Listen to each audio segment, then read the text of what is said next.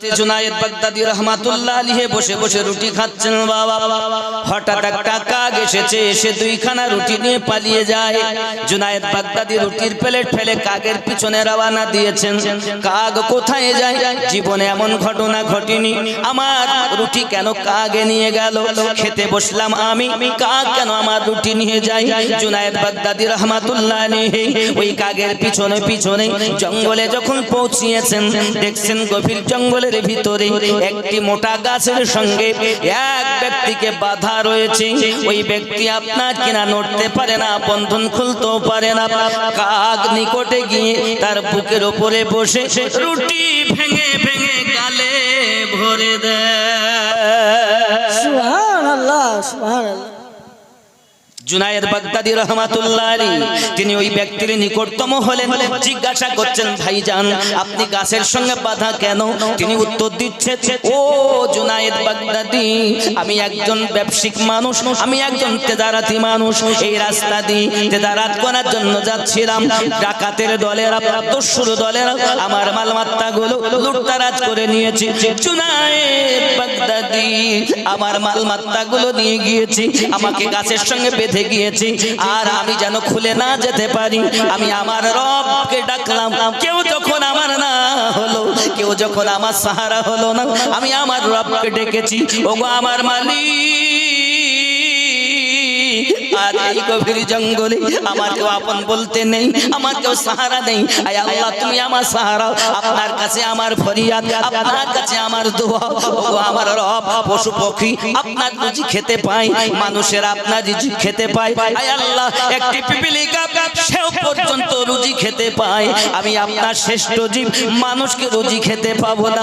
আমি যখন আমার আল্লাহর কাছে এমনি করে রোনাজারি করি, আমার আল্লাহ পাকের দয়ায় প্রতিদিন এই কাক এসে দুইখানা রুটি সকালে, দুইখানা রুটি সন্ধ্যার আগে আমাকে খাইয়ে চলে যায়। সুবহানাল্লাহ, সুবহানাল্লাহ। কে খাওয়ায়? কে খাওয়ায়? কার দয়া? কার দয়া? আল্লাহ পাক খাওয়াচ্ছেন, মসিলা হলো কাক নাকি? जुनायद বাগদাদি রহমাতুল্লাহ আলাইহি সেই ব্যক্তির বন্ধনগুলো খুলে দিলেন। খুলে দেওয়ার পরে আল্লাহ পাকের কাছে সেই ব্যক্তি দোয়া চাইলেন, রব্বে করিম, তোমার নিয়ামতের শেষ করা যায় না মালিক, তুমি আমাকে গাছের সঙ্গে বাঁধা অবস্থাতে তোমার রিজিক আমাকে খাইয়েছো। ওগো আমার সোনা মানিকেরা, পৃথিবীর জমিনে সেই রবের প্রতি ভরসা আমাদের নাই, ওই রবের প্রতি আমাদের ভরসা উঠে গিয়েছে। আমরা এখন দুনিয়ার জমিনে নিজের ক্ষমতাকে কাজে লাগাতে লেগেছি, রবকে ভুলে গিয়েছি। এমন মানুষ দুনিয়ার বুকে দেখা যায়। সোনা মানিক আমার, মসজিদ নিয়ে গর্ব করাটা হলো কিয়ামতের আলামত, অর্থ নিয়ে গর্ব করা হলো কিয়ামতের আলামত, বংশ নিয়ে গর্ব করা হলো কিয়ামতের আলামত, ক্ষমতা নিয়ে গর্ব করা হলো ধ্বংসের আলামত। সুবহানাল্লাহ, সুবহানাল্লাহ। এটা কি বোঝা যাচ্ছে?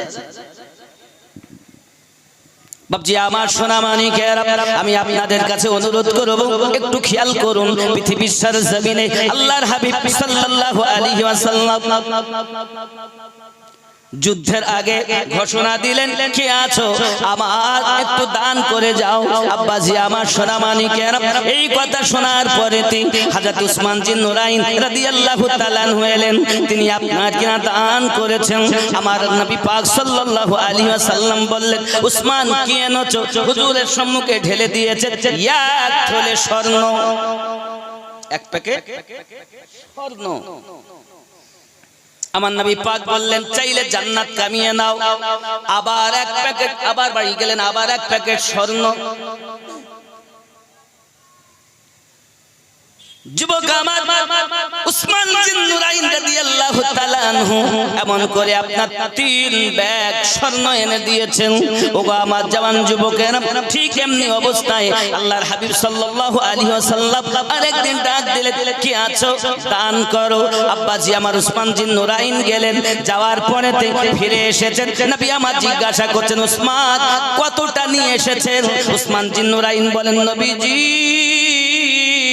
আমার যত অর্থ আছে তার 4 ভাগ করে 1 ভাগ এনে আপনার কাছে দিয়েছি। হযরতে ফারুক আযম ওমর রাদিয়াল্লাহু তাআলা আনহু তিনি চলে এসেছেন। নবী পাক আপনার বললেন, ওমর আপনি কতটা নিয়ে এসেছেন? হযরত ওমর রাদিয়াল্লাহু তাআলা আনহু বলেন, হুজুর আমি আমার যত অর্থ আছে তাকে 2 ভাগ করেছি, অর্ধেক রেখে এসেছি, আধা আপনার দরবারে নিয়ে এসেছি। ইতিমধ্যে হযরত আবু বকর রাদিয়াল্লাহু তাআলা এসে হাজির হয়ে গেলেন। আমার নবী পাক সাল্লাল্লাহু আলাইহি ওয়াসাল্লাম বলেন, আবু বকর আপনি কতটা এনেছেন? হযরত আবু বকর রাদিয়াল্লাহু তাআলা আনহু বলেন, নবীজি আমার যাহা ছিল সব আমি পোটলা করে নিয়ে এসেছি। আয় আবু বকর আপনি বাড়িতে কিছু নিয়ে খেয়ে আসেননি? আয় আমার আকা আমি বাড়িতে আল্লাহ এবং আল্লাহর রাসূলকে রেখে এসেছি। সুবহানাল্লাহ। ইয়া রাসূলুল্লাহ, ইয়া আলী। ও শহরে মোহাব্বত নাকি জোরে বলুন না সুবহানাল্লাহ। ও শহরে মোহাব্বত। আপনাদের আওয়াজ মনে হচ্ছে পিছন দিক থেকে কি হচ্ছে, কি হবে, এই বক্তব্য আর কি হলো, কিছু করা যাবে না, এরকম ভাব। আব্বা আমার গ্রামটা খুব বড় গ্রাম না ছোট গ্রাম? আমি তো আপনাদের এমন কেউ নাই যে আপনারা আমাকে চেনেন না, সেই ছোটবেলা থেকে। হয়তো এখন যারা জন্ম নিয়েছে তারা চিনবে না, কিন্তু বেশিরভাগ ছেলেরা আমাকে চিনবে। কারণ কি, এই গ্রামে যখন মসজিদটাও শুধু বড় হয়ে ইট গাঁথা ছিল, প্লাস্টারও হয়নি, ছাদও হয়নি, টিকটিকি পাড়া নাকি, এবং মাদ্রাসা বলতে তো তখন একটা ছোট ঘর মক্তব ছিল। তখনকার সময়ে আমি এই টিকটিকি পাড়ার ওই মক্তবে ছাত্র। আল্লাহর দয়া ঘটনাক্রমে আমাকে এখান থেকে নিয়ে ওরাহার আজিজিয়া মাসুমিয়া ওরাহার দরবার শরীফে রেখে আসা হলো। সেই থেকে আজ ইতিপূর্বে এসেছি আমি আপনাদের জালসাতে, যেহেতু চৈত্র মাসে হয়, কিন্তু এবার তো সম্ভব মনে হয় না, কারণ চৈত্র মাস ঈদ হবে 6 তারিখ নাকি বলেন? ফাল্গুনের 6 রোজা, 5 তারিখে তারাবি পড়বেন, 6 তারিখে রোজা হবে, এটা বলছি ক্যালেন্ডার। এখন রব্বে কারিম ভালো জানেন, একদিন আগে হতে পারে, একদিন পরও হতে পারে। আমরা ভরসাকারী কাকে? একটু জোরে বলুন না সুবহানাল্লাহ। ও শহরে মোহাব্বত জহাं মুস্তাফা है, वही घर बनाने को दिल चाहता है, वही घर बनाने को दिल चाहता है। जो पूछा नबी ने जो कुछ घर भी छोड़ा, तो सिद्दीक़ अकबर के होठों में आया, तो सिद्दीक़ अकबर के होठों में आया। वहाँ माल दौलत की क्या है हकीकत, वहाँ माल दौलत की क्या है जरूरत, जहाँ दिल लुटाने को जी चाहता है, जहाँ जान लुटाने को दिल चाहता है। ओ शहर मोहब्बत जहाँ मुस्तफा है, वही घर बनाने को दिल चाहता है। जोरे बोलो सुबहानल्लाह, सुबहानल्लाह। वो सोने से कंकर, वो चांदी सी माटी, ये नजर में बसाने को दिल चाहता है, वो शहर मोहब्बत जहाँ मुस्तफा है वही घर बनाने को दिल चाहता है।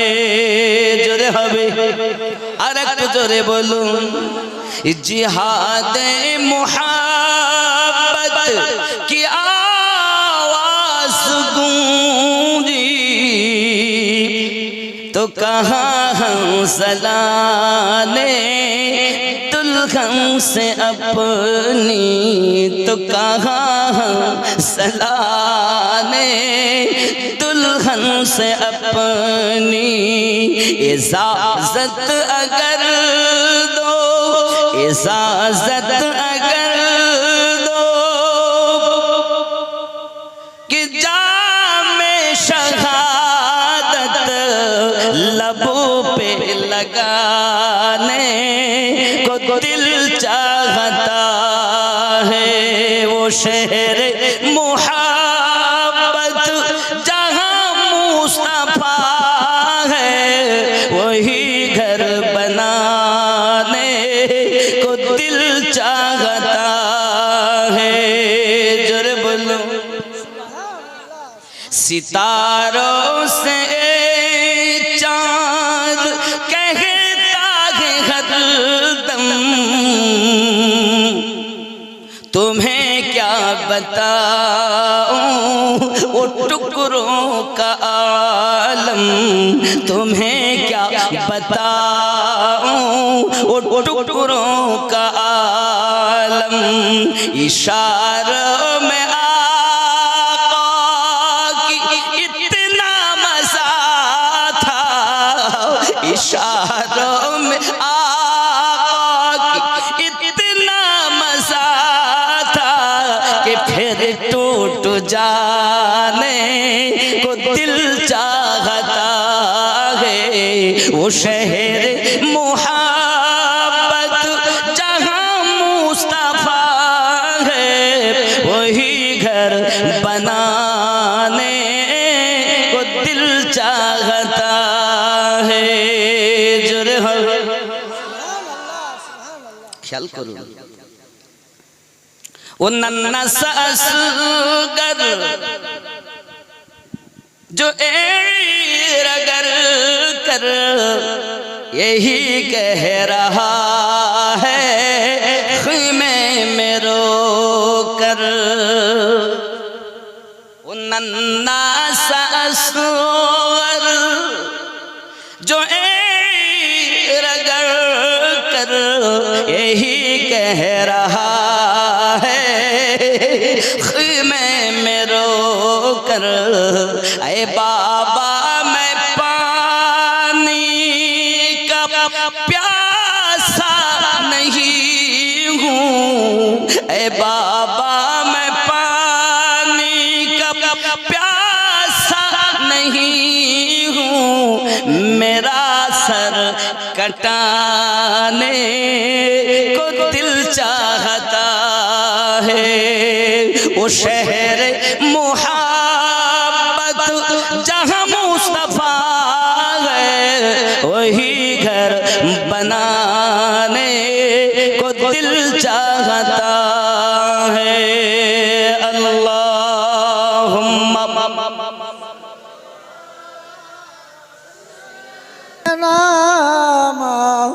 लाना मोहम्मद व अला आलि सय्यिदिना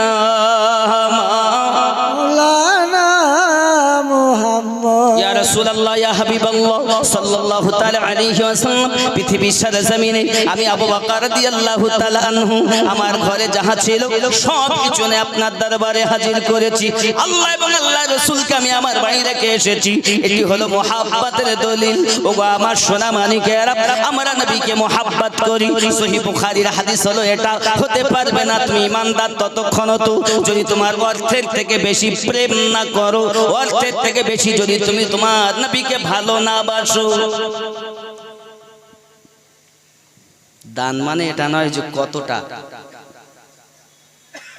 পরিমাণ কত, এটা নয়। দান মানে এটাই, ও দিল থেকে কুরবান কতটা, সুবহানাল্লাহ সুবহানাল্লাহ। ও দিল থেকে কুরবান কতটা। হে যুবক, আজ আমরা পয়সা তো বহু আছে, কিন্তু আমরা দিতেই চাই। দান করলে পৃথিবীর জমিনে রাসূল করিম সাল্লাল্লাহু আলাইহি ওয়াসাল্লাম হাদিস শরীফে ইরশাদ করেছেন 10টি উপকার, 10 রকমের বরকত তার হবে। জোরে বলি সুবহানাল্লাহ সুবহানাল্লাহ। 10 রকম ইনশাআল্লাহ তাআলা আমি বলবো, চিন্তা নেই। এখন বিষয় হলো আবু বকর রাদিয়াল্লাহু তাআলা আনহু শুধু আল্লাহ এবং আল্লাহ রাসূলের প্রেম ও প্রীতি ভালোবাসা, তাদের ভরসা সব এনে দিয়েছেন। আমরা এরকম করব না। আব্বাজি আমার সোনা মানিক, পৃথিবীর সরজমিনে দেখা গেল হযরত ওমর রাদিয়াল্লাহু তাআলা চিন্তা ভাবনা ছিল আজ মজা হবে, কারণ আবু বকর রাদিয়াল্লাহু তাআলা আনহুকে আজ আমি পিছিয়ে ফেলবো, তাই বাড়িতে ভাগ করে অর্ধেক এনেছেন। কিন্তু আবু বকর রাদিয়াল্লাহু তাআলা পুরাকে পুরা এনে দিয়েছে। ও জওয়ান যুবকেরা আমার, বোঝা গেল প্রেম কতটা, ভালোবাসা কতটা। আবু বকর রাদিয়াল্লাহু তাআলা আনহুর প্রেম কত। যুবক আমার, আমার নবী আপনার নবী সাল্লাল্লাহু আলাইহি সাল্লামের কাছে মুহাব্বত কোনো কলেমা ঈমান আনেননি। ব্যবসাতে দাঁড়াতে ঘুমিয়ে আছে, দাঁড়াতে স্বপ্ন দেখে যখন মক্কা নগরে এসে হাজির হয়েছেন, আমার নবী পাকের কাছে কলেমা পড়তে যাবেন বাবা, আমার নবী পাকের সম্মুখে এসে হাজির হয়ে গেছেন। হুজুর, আমার মনের বড় আশা, আমি আপনার একটি মুজিজা দেখতে চাই। আপনার আমার নবী বলেন, আবু বকর, ব্যবসা করতে গিয়ে তুমি যে স্বপ্নটা দেখছো বিছানায় শুয়ে, ওই স্বপ্নটাই হলো এই আমার মুজিজা। সুবহানাল্লাহ সুবহানাল্লাহ। পূর্ণিমার চাঁদ তার বুকে চলে এসেছে, এই স্বপ্ন দেখেছেন।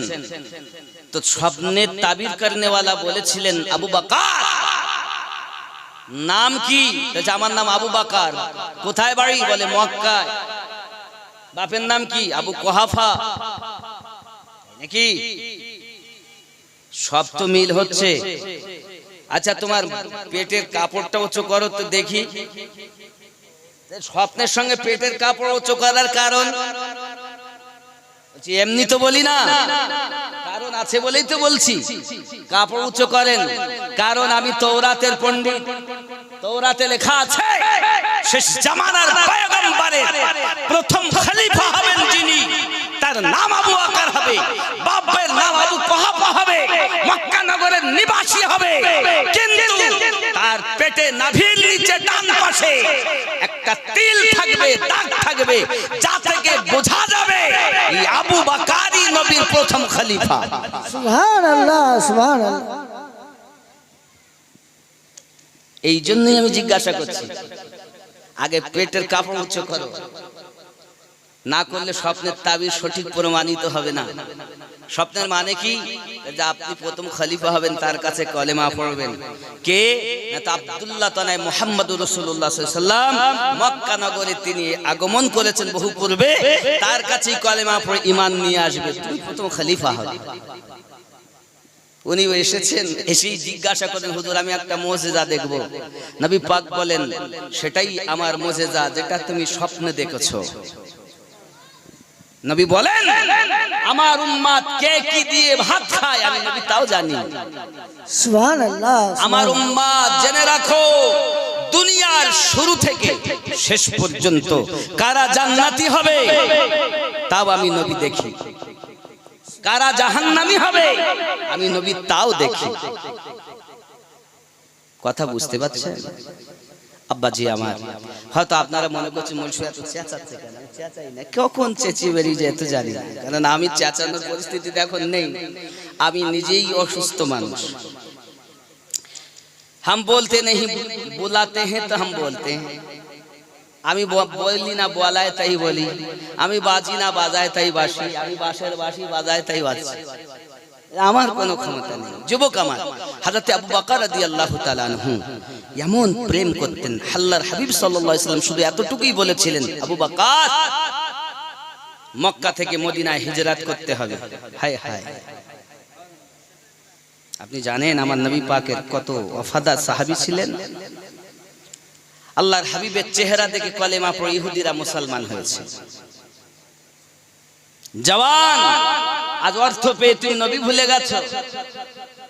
16 বছরের যুবক হযরত সালাবা রাদিয়াল্লাহু তাআলা আনহু পৃথিবীর সরজমিনে আমার রাসূল পাককে এত প্রেম করে ফেলেছে বাবা, এত মোহাব্বত করে ফেলেছেন রাসূল পাকের দরবারে। নবী পাক যখন কোথাও কিছু আনতে হতো হযরত সালাবা রাদিয়াল্লাহু তাআলা আনহুকে পাঠাতেন। জোরে বলুন সুবহানাল্লাহ। সুবহানাল্লাহ সুবহানাল্লাহ।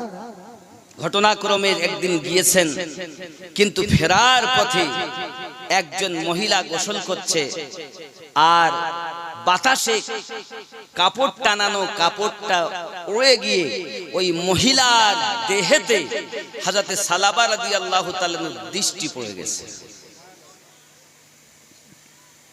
সঙ্গে সঙ্গে তওবা তওবা আস্তাগফিরুল্লাহ। আল্লাহ, যে চোখ দিয়ে আমি রাসূলে পাকের নূরের চেহারা মোবারকা দেখি, ওই চোখ একজন মহিলার চেহারায় পড়ে গেল, আমি তো জাহান্নামী হয়ে গেলাম, আমি তো বরবাদ হয়ে গেলাম, আমি তো ধ্বংস হয়ে গেলাম। আমি কেমন করে আমার নবী পাকের সঙ্গে যাব?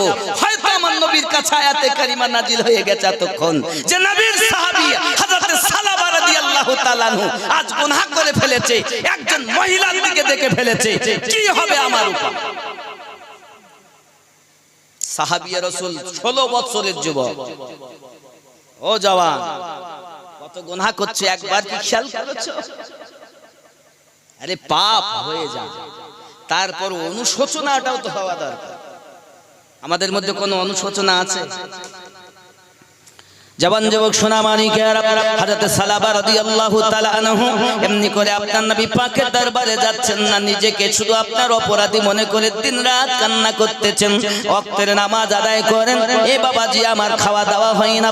বাবা রাখালেরা বকরি দুম্বা চড়াতে আসে ময়দানে, উনি সময় মতো যাইয়া বকরি এবং দুম্বার কাছ থেকে আপনার দুধ চুষে নিয়ে আপনার কিনা তাই পান করেন। আব্বা আমার এইভাবে জীবিকা নির্বাহ করছে, একদিন নয় 40 দিন হয়ে গেছে বাবা। 40 দিন যখন হয়ে গেছে, আমার নবী পাক বলে, কি ব্যাপার, আমার সালাবা কেন আসেন না?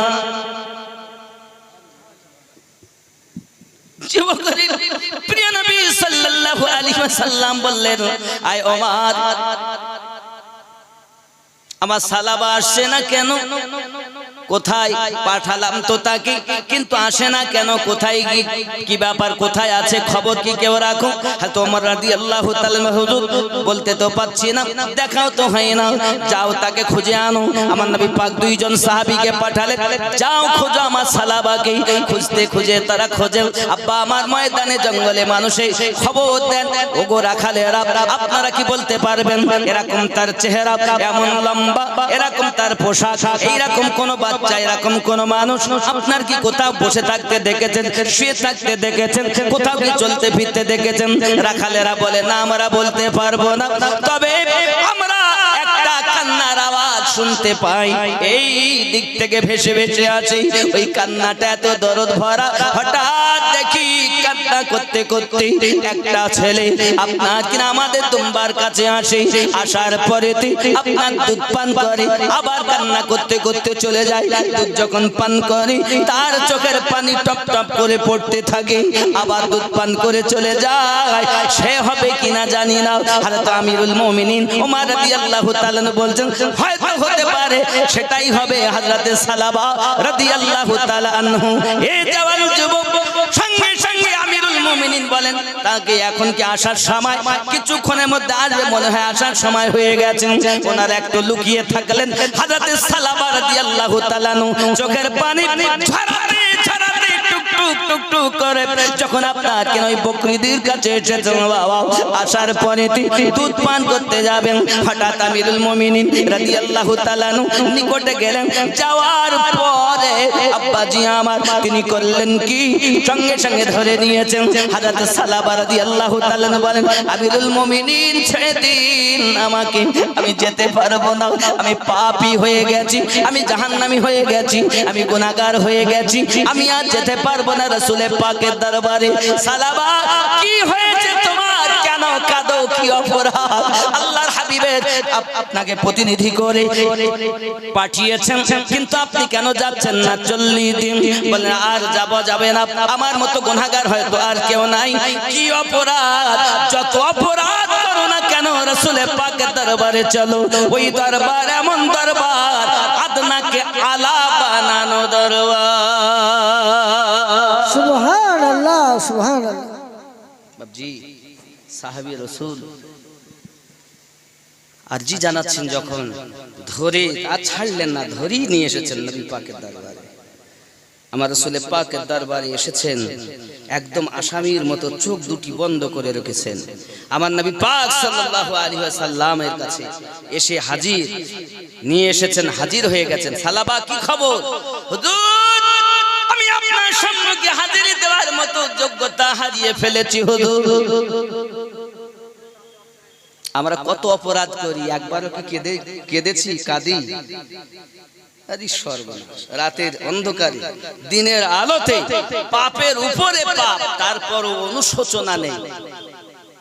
আব্বাজি আমার সোনা মানিকের, সালাবা রাদিয়াল্লাহু তাআলা আনহু আমার নবী পাকের দরবারে চোখ বন্ধ করে পড়ে আছেন। আপনার আমার নবী পাক সাল্লাল্লাহু আলাইহি সাল্লামকে বলতে চান, হুজুর এই চোখ দিয়ে আমি গুনাহ করে ফেলেছি, সেই চোখ দিয়ে চেহারায় অদ্দুহা কেমন করে দেখি। সুবহানাল্লাহ। দেখার মতো আমি যোগ্যতা হারিয়ে ফেলেছি হুজুর। ও বাবাজি আমার, সামান্য একটা অনিচ্ছাকৃত ভাবে মহিলার দিকে দৃষ্টি পড়ে যাওয়ার কারণে সে যদি চোখ দিয়ে আমার নবী না দেখতে চায়, ও জওয়ান যুবকেরা, এই চোখ দিয়ে আমরা কত গুনাহ করি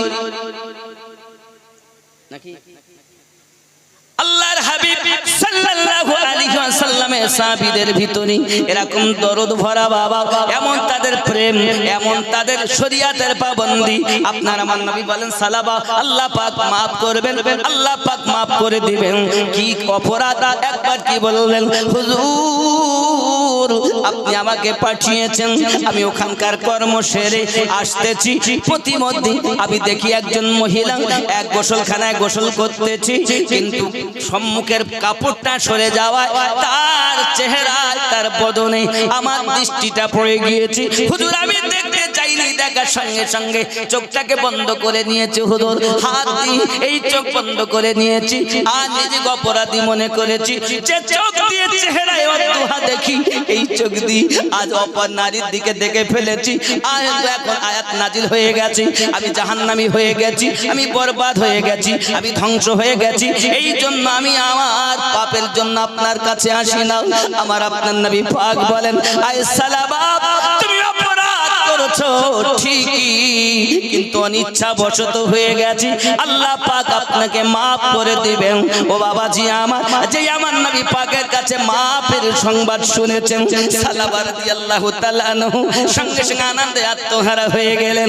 আব্বাজি আমার, ওই আনন্দের সঙ্গে সঙ্গে চোখে পানিও সঙ্গে আছে। আপনার আমার নবী পাক বলেন, সালাবা কেঁদো না, আমি নবী তোমাকে ভালোবাসি, আল্লাহ তোমাকে ভালোবাসবে। সুবহানাল্লাহ সুবহানাল্লাহ। কি নাম? ওয়াজবানু বেওয়া। সুবহানাল্লাহ। ওয়াজবানু বেওয়া 5000 টাকা আল্লাহ দান কবুল করুন, রুজিতে বরকত দিন, আল্লাহ তার স্বামীর কবর জান্নাতের টুকরা বানিয়ে দিন। জোরে বলুন আল্লাহুম্মা আমিন। আল্লাহুম্মা আমিন। কি বেওয়া? ওয়াজবানু বেওয়া, আল্লাহ দান কবুল করুন, আল্লাহ রুজিতে বরকত দিন, আপিদা জাহিদা বানিয়ে দিন। আল্লাহ এ দানের বিনিময় তার রিজকে বরকত দান করুন। জোরে বলি আল্লাহুম্মা আমিন। আল্লাহুম্মা আমিন। রাশেনা বিবি, এখানকার মায়েরা তো ভালো গো, আব্বারা কিছুই বলছে না, কিন্তু মায়েরা তো প্রথম। রাশেনা বিবি 1000 ইট, নারায়ে তাকবীর, আল্লাহু আকবার। নারায়ে রিসালাত, ইয়া রাসূলুল্লাহ, নারায়ে রিসালাত। ইয়া রাসূলুল্লাহ। এ দাতা যাবে বেহেশতেতে, দিন কাটাবে সুখে, বখিল যাবে দোজখেতে, দিন কাটাবে দুঃখে। দাতা তরে খোলায় আছে বেহেশতেরই পথ, সকাল সন্ধ্যা ফেরেশতারা করে মেরামত। লা ইলাহা ইল্লাল্লাহ, লা ইলাহা ইল্লাল্লাহ, লা ইলাহা ইল্লাল্লাহ মুহাম্মাদুর রাসূলুল্লাহ। আল্লাহুম্মা সাল্লু আলা সাইয়্যিদিনা মাওলানা মুহাম্মদ ওয়া আলা আলি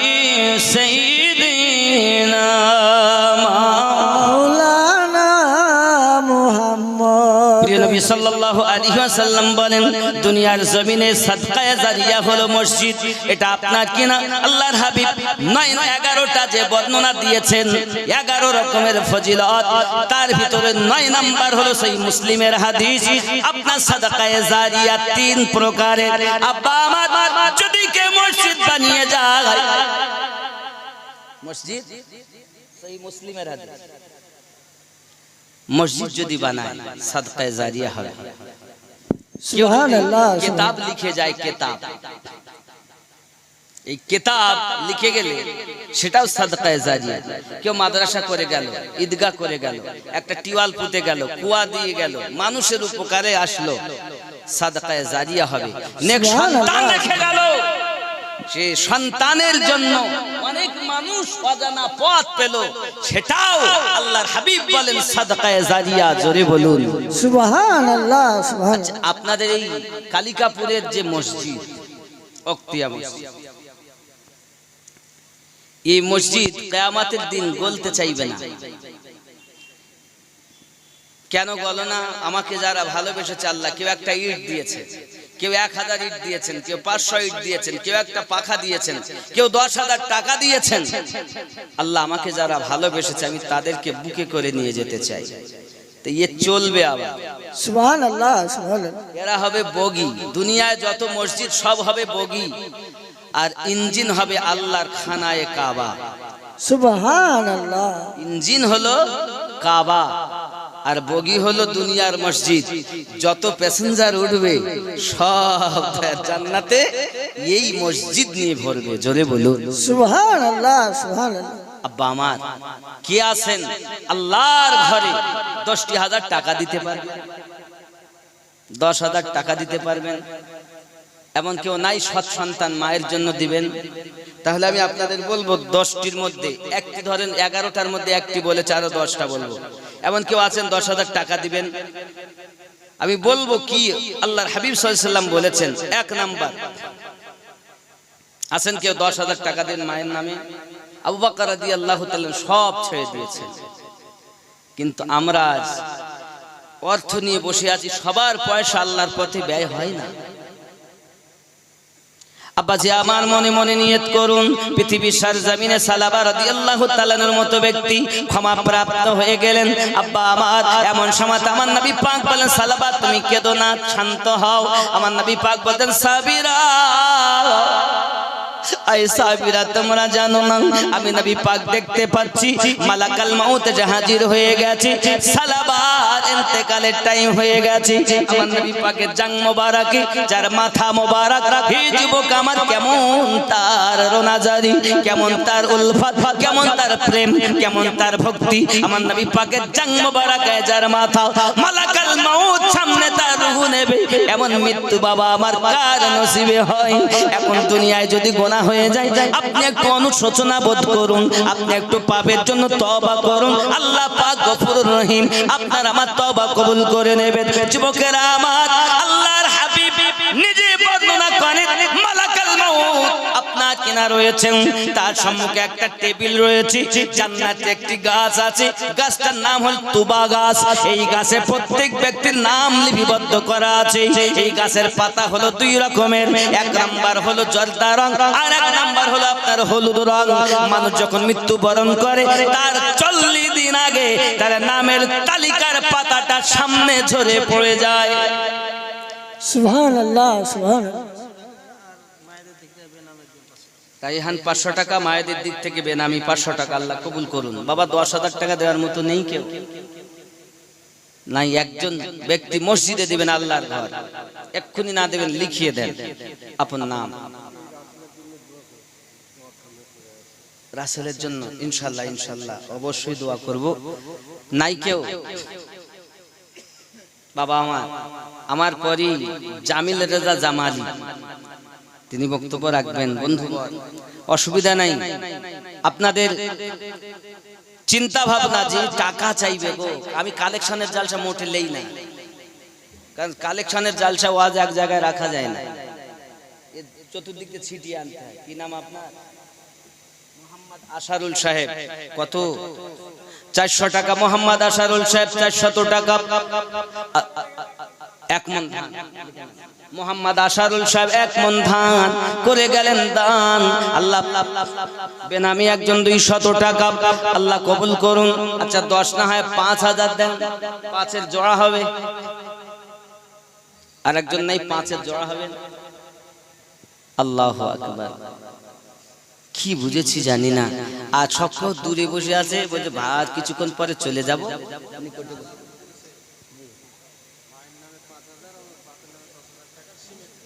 সুবহানাল্লাহ। জালালউদ্দিন শেখ বাপের নামে 5000 টাকা সিমেন্ট, মায়ের নামে 5000 টাকা সিমেন্ট, মোট 10000 টাকা সিমেন্ট দিবেন। খুশি না বেজার? জোরে বলেন খুশি না বেজার? খুশি খুশি। নারে তাকবীর। আল্লাহু আকবার। আমার উপরে আপনাদের রাগ আছে মনে হয়। অনেকে আমিনুদ্দিন এই যে ও যা বলে বলে দেখ, আমরা কিছু বলবই না। রাগ আছে আপনাদের মনে হচ্ছে। এই গ্রামে এমন কোনো বাড়ি নাই যে বাড়ি আমি যাইনি, শুধু ভাত বই বই বেড়াচ্ছি, বুঝতে পেরেছেন? মইল সাহেবদের প্রায় বাড়ি আমি গিয়েছি, এমন কোনো বাড়ি আমার মনে পড়ে তৎকালীন সময়ে যে আমি যাইনি। ভাত প্রত্যেক বাড়িতে আনতাম, বুঝতে পেরেছেন? সবাই আপনারা কম বেশি আমাকে হয়তো এখন না বুঝতে পারলো, তারা চিনতে পারবেন যারা দেখেছেন তখন, কিন্তু এখন বুড়ো হয়ে গেছে মনে হয়। এই অবস্থা আব্বা আমার, এও ফখর আপনাদের, আপনাদেরই এই মাদ্রাসার ছাত্র আজ আল্লাহ পাক দেশ বিদেশ ঘুরিয়ে নিয়ে বেড়াচ্ছে। এটা আমার কোনো কৃতিত্ব নয় গো বাবা, আপনাদের দুয়ার ফসল আমি। এজন্য আপনাদের কাছে আমি অনুরোধ করি, এই কালিকাপুর মুক্তি মসজিদটা যেন আরো সুন্দর করা যায়। কি আছেন 5000 টাকা দিবেন বাবা। আপনারা আমার কেউ পর না যে আমি পরের মাঝে বসেছি, আমি আপনজনদের মাঝেই বসে আছি। আসেন কেউ 5000 টাকা দিবেন মসজিদের জন্য। নেই বাবা? একটু দেখুন চিন্তা ভাবনা করে। সুবহানাল্লাহ। দেখেন গুনছেন উনি কত বাবা, কি নাম? বেনামি 5000 টাকা বেনামি। নারে তাকবীর। আল্লাহু আকবার। আব্বাজি আমার সোনা মানিকের তাকবীরের আওয়াজ জোর হবে। নারে তাকবীর। আল্লাহু আকবার। নারে রিসালাত। ইয়া রাসূলুল্লাহ। মাসলাকে আলা হযরত জিন্দাবাদ। নকশবন্দিয়া মুজাদ্দিদিয়া তরিকা জিন্দাবাদ। গাউসে ওয়াহারি জিন্দাবাদ। গাউসে খুল নবী। জিন্দাবাদ। নারে তাকবীর। আল্লাহু আকবার। আল্লাহ দান কবুল করে নিন। দেখুন আমি বলেছিলাম বলবো, তো একজন দিয়েছেন, এবার বলবো। আল্লাহর হাবিব সাল্লাল্লাহু আলাইহি সাল্লাম 1 নম্বরে বলেন, মানুষ যখন দান করে আল্লাহ পাক 2টি ফেরেশতা পাঠিয়ে দেন। 2টি ফেরেশতা এসে তার জন্য দোয়া করেন। একজন ফেরেশতা রহমতের দোয়া করেন, আর একজন ফেরেশতা যারা দান করে না তাদের জন্য বদদোয়া করে।